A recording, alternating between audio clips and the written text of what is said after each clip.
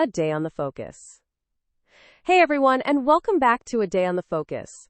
Today is December 21st, and boy do we have a jam-packed history lesson for you. Let's dive into some seriously interesting stuff that happened on this very day throughout history.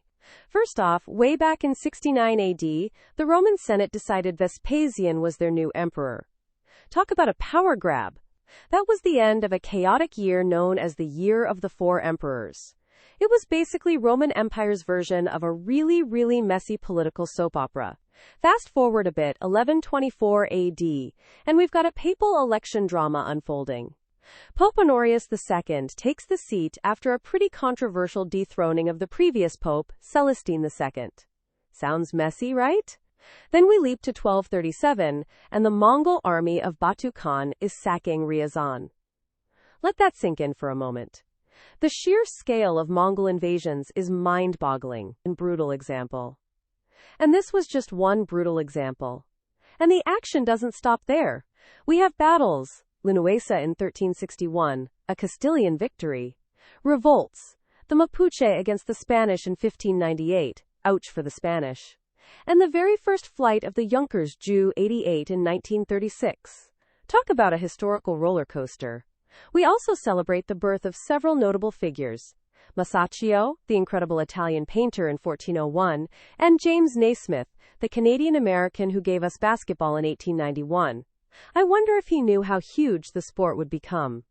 This day also saw the premiere of Snow White and the Seven Dwarfs in 1937, a cinematic landmark. And less happily, the Lockerbie bombing in 1988, a devastating tragedy. It's a bizarre mix of momentous events and everyday life, isn't it? From emperors and battles to the invention of basketball and the magic of Disney. And of course, we can't forget the 2012 phenomenon. Remember all that doomsday talk?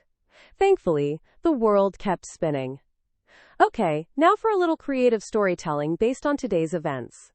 Imagine Masaccio, born on this day in 1401, traveling through time. He arrives in 1937, witnessing the premiere of Snow White.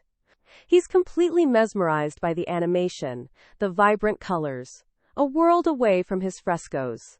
He spends the next few days sketching furiously, trying to capture the magic he has seen. He ends up incorporating some of the fantastical elements of the film into his own unique style. It's a bizarre, beautiful fusion of Renaissance and animation. His final masterpiece, Snow White in Florence, would be discovered centuries later, a mysterious testament to a time-traveling painter. So there you have it, folks, another fascinating day in history, revealed through the lens of A Day on the Focus. Join me tomorrow for another journey through time. Until then, keep exploring history. It's full of surprises.